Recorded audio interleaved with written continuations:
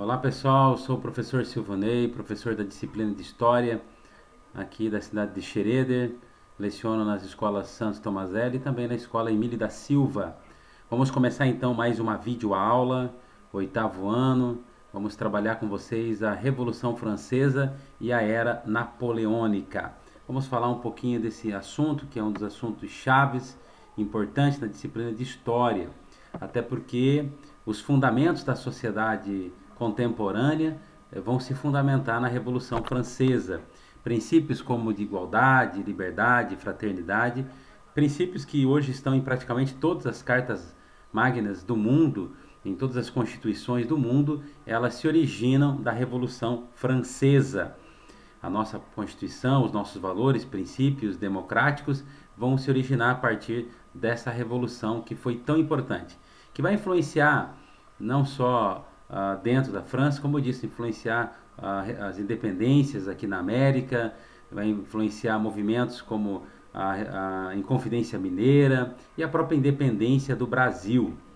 Então, princípios importantes como o princípio de igualdade, liberdade e fraternidade. Esse é o lema da Revolução Francesa, né? Se você esquecer de tudo que eu vou passar nessa aula, você não pode esquecer disso, que a Revolução Francesa tem como seguinte princípio, ou princípios, igualdade, liberdade e fraternidade. Muito bem, vamos falar um pouquinho então sobre a estrutura social e o contexto socioeconômico às vésperas da Revolução Francesa. Então, nós vamos iniciar falando desse período que antecede aí a Revolução Francesa. Vamos entender primeiro a estrutura social. Como que era a estrutura social francesa nesse período? Primeiramente, é importante entender que a sociedade francesa ela estava dividida em três estados ou três camadas ou três estamentos, vamos dizer assim, que eram aqueles estamentos lá do período medieval ainda, né? Aquela organização ainda lá do período medieval. Muito bem, o primeiro estado ele era composto pelo clero, né? Representado aí pelo alto e baixo clero. É importante lembrar que clero são as pessoas que fazem parte da liderança da igreja, como padres, bispos, arcebispos, cardeais e papa. Eles possuíam muitas terras, né? A igreja possuía muitas terras, cobravam dízimo, eram algumas taxas que eram cobradas pela igreja ou pelo clero, como dízimo, taxas sobre batismo, casamento, sepultamento, uma série de taxas. O segundo estado era representado pelos nobres, pela nobreza. A nobreza, lembrando que é uma classe social que era vinculada ao nascimento, ou seja, a condição social de nobre está vinculado à tua condição de nascimento, ou seja, você nasce numa família nobre, logo você é nobre, você tem sangue azul. A nobreza pode ser dividida em nobreza cortesã, que é a nobreza que mais próxima ao Palácio de Versalhes. Temos também a nobreza provincial, que é aquela nobreza que fica mais nas regiões periféricas, mais nas províncias. E temos também a nobreza de toga. A nobreza de toga eram aqueles burgueses que não tinham sangue azul, que não eram nobres, claro que no sentido figurado, não eram nobres, mas que conquistavam ou compravam o título de nobre, desde que eles representavam aí um percentual bem pequeno, cerca de 840 mil pessoas, a nobreza, enquanto o clero 280 mil pessoas. A nobreza vivia às custas do Estado, da exploração do trabalho dos camponeses, muito parecido com o que ocorre hoje no Brasil. A classe política também, da mesma forma, vivendo às custas do Estado brasileiro, às custas de impostos, da exploração. E infelizmente nós pagamos muito caro para ter a qualidade dos políticos que temos. Infelizmente, né? Temos políticos péssimos e sendo muito bem pagos, muito bem remunerados pelo Estado. Da mesma forma que a nobreza. O outro estado era o terceiro estado, esse sim compunha a grande maioria da população. Nós vamos ter ali burgueses, trabalhadores urbanos, entre eles artesãos, comerciantes, pequenos comerciantes e camponeses. Esses trabalhavam para gerar riqueza. É sempre assim, né? O povão trabalha para gerar riqueza para quem está na ponta da pirâmide.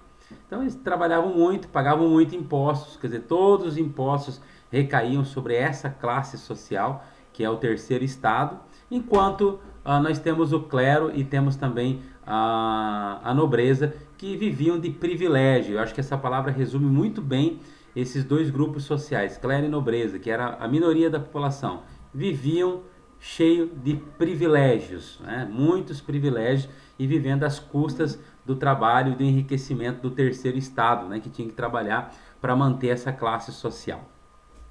Agora vamos entender um pouquinho a questão socioeconômica, o que estava ocorrendo na França antes da Revolução, que ocorre em 1789. Primeiro, nós vamos ter baixa produção agrícola nesse período ali, no final do século XVIII, a baixa oferta de alimento, inflação alta, ou seja, os preços estão bastante altos. Nós temos problemas climáticos, como por exemplo inundações, secas, que acabam dificultando, criando problemas na produção agrícola. Aumento de preço, como já falamos, inflação, aumento de impostos, até porque a máquina pública só crescia, as despesas só aumentavam e precisava de muito dinheiro para poder manter, então aumentam os impostos. Isso faz com que a população perca o poder de compra, haja um encarecimento do custo de vida das pessoas, e muitas pessoas acabam perdendo emprego e outras empresas pequenas acabam indo à falência. Eu estou falando aqui do contexto da Revolução Francesa, mas parece que estou falando da nossa situação na atualidade, do Brasil nos dias de hoje, né? Não é muito diferente. Então, nós temos esses dois contextos. Uma sociedade totalmente hierarquizada, onde poucos têm privilégio e muitos têm que trabalhar para gerar riqueza. E nós temos também questões econômicas aí. Além do mais, também um outro fator, a França se envolveu na guerra de independência dos Estados Unidos e acabou também gastando muito dinheiro, houve um endividamento aí bastante importante na França. Continuando, seguindo em frente, nós vamos ter aqui uma sequência de fatos, tá? Vocês podem ir anotando no caderno o que vocês acharem pertinente, né, importante aí, vocês vão anotando no caderno de vocês aí.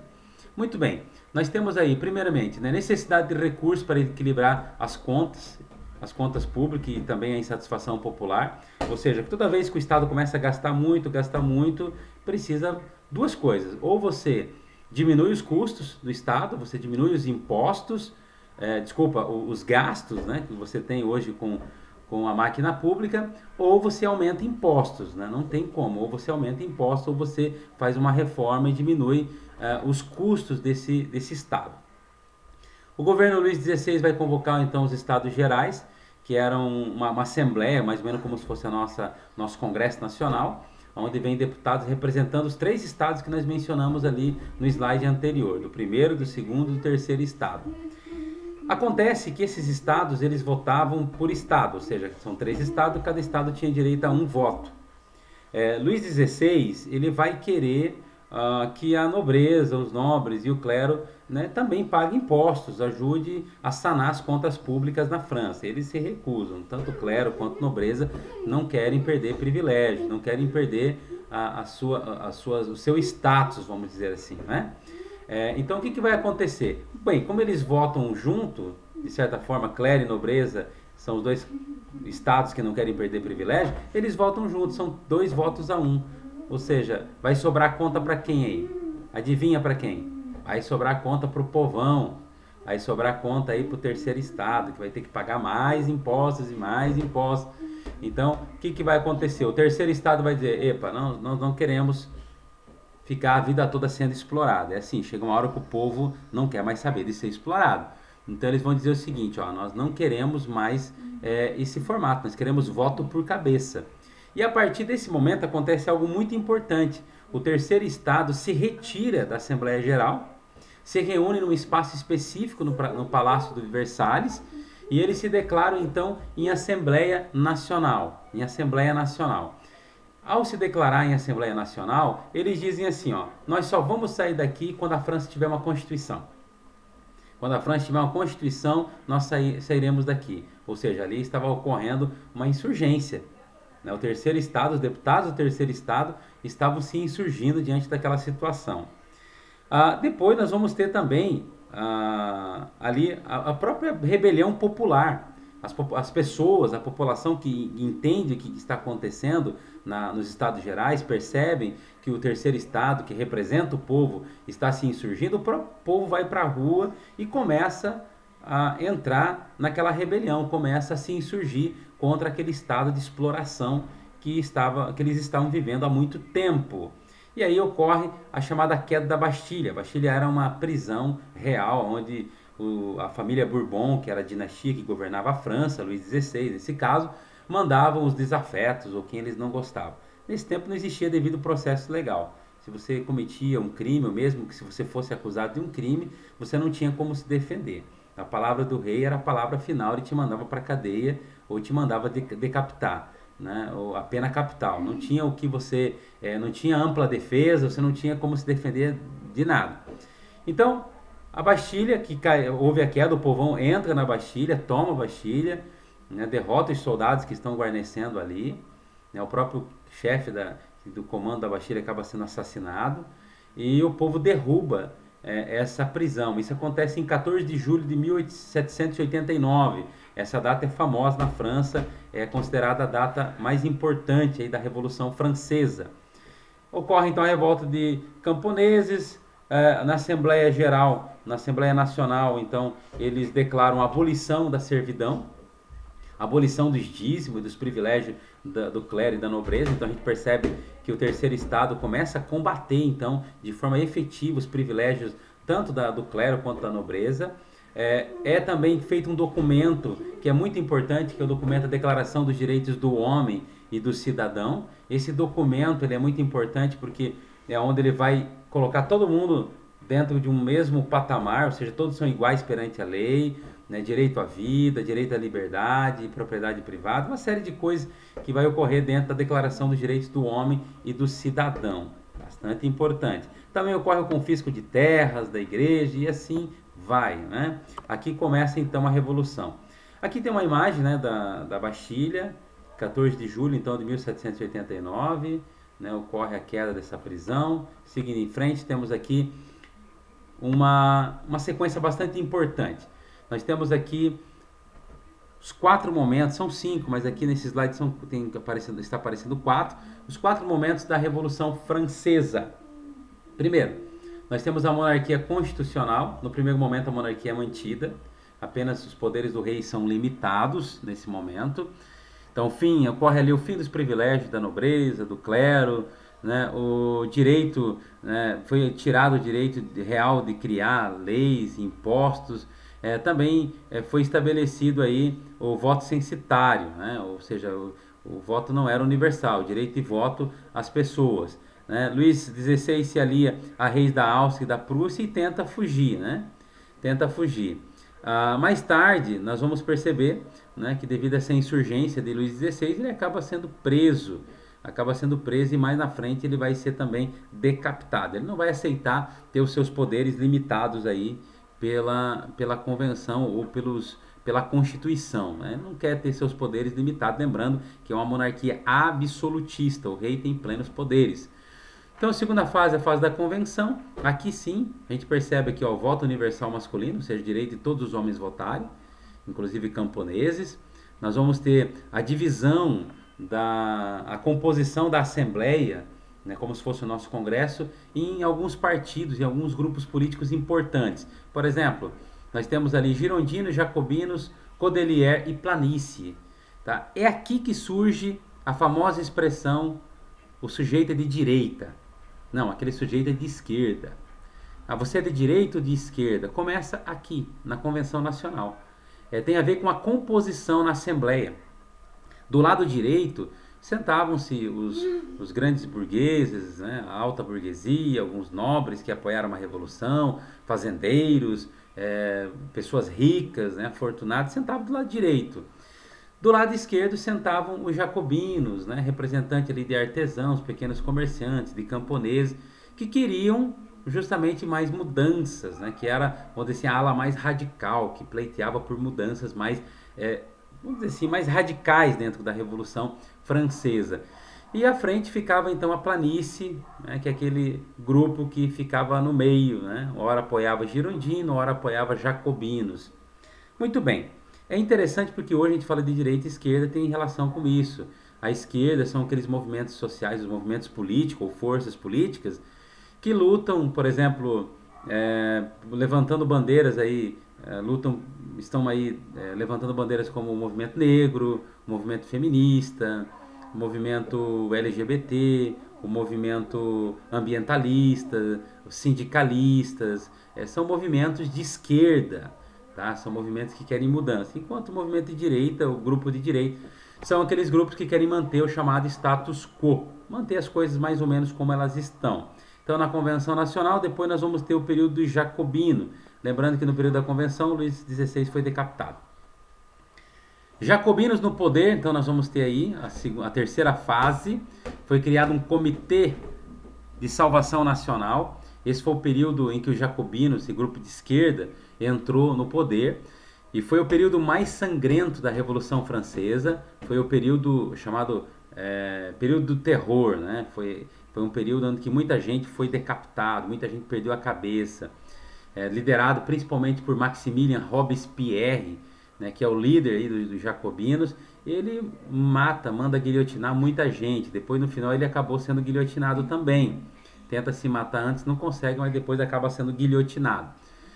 Interessante, qualquer pessoa que discordava da Revolução, que não concordasse muito com as ideias deles, eles mandavam guilhotinar. Dizem os historiadores que mais ou menos nesse período, em torno de 16 mil pessoas foram guilhotinadas na França.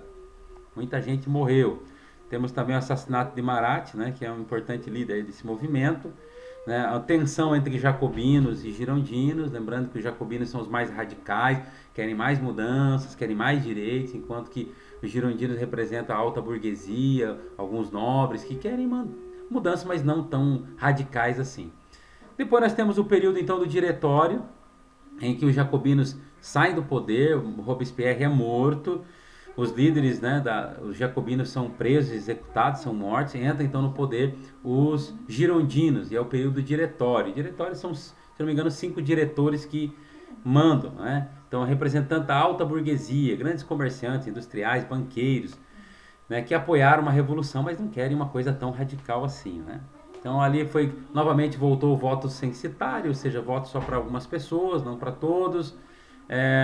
Também a resistência por parte de alguns jacobinos, conspiração dos iguais e assim vai, né? Então, esses 4 períodos aqui, monarquia constitucional, convenção nacional, jacobinos no poder e diretório. A gente entendeu também direita e esquerda que está dentro desse contexto aqui. Continuando, agora vem o último período que nós vamos trabalhar então sobre a era napoleônica. Temos aqui o período do consulado e depois do império. Lembrando que Napoleão era um militar, né? Não era um nobre, não tinha sangue nobre, mas que chegou ao poder graças à sua habilidade, à sua capacidade, né, como militar. Era um grande estrategista, apesar de ser pequeno em estatura, baixa em estatura, mas tinha uma grande capacidade de liderança, de motivação, e nesse período ele é eleito cônsul, né? São 3, depois ele acaba ficando só ele acaba se tornando um ditador, né? O único cônsul ali a governar a França, né? Governa de forma meio que absoluta. Nesse período há melhoras na economia, né? Tem uma liderança, tem alguém que está conduzindo o país como um cônsul, né? Tem lá a Assembleia, mas tem um cônsul como se fosse um presidente, vamos dizer assim. Também nós temos aí melhora na vida dos camponeses, foi criado aí, por exemplo, o Banco da França nesse período e assim vai. Na educação foi criado o ensino fundamental, bastante importante, inclusive defendido na nossa Constituição. Hoje o ensino fundamental ele é obrigatório, então foi criado aqui nesse período, nessa conquista. Foi criado o Código Civil, o Código Napoleônico, foi extinguido os privilégios de clero, de nobreza. E uma coisa muito importante acontece aqui no período do consulado, em que Napoleão era apenas um cônsul. Foi estabelecida a laicidade do Estado, ou seja, a separação entre igreja e Estado. A partir daí a igreja não manda mais no Estado. E aconteceu assim no Brasil também, na Constituição de 1891, onde houve a separação da igreja e do Estado. A segunda fase, aí nós temos o Império, quando Napoleão se torna imperador da França.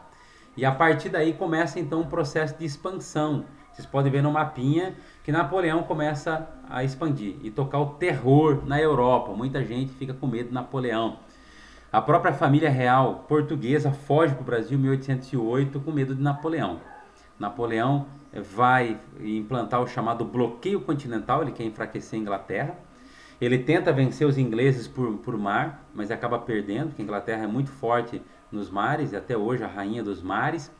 Mas para enfraquecer economicamente a Inglaterra, ele decreta o chamado bloqueio continental, 1812. Ele proíbe que as nações do continente europeu venham comercializar com os ingleses. Porém, alguns países não vão obedecer, é o caso de Portugal e é o caso também da Rússia. A Rússia será invadida então pelo exército de Napoleão. Em torno de 600 mil homens invadem a Rússia. 600 mil homens invadem a Rússia. Porém, não encontraram ninguém. Chegaram até Moscou.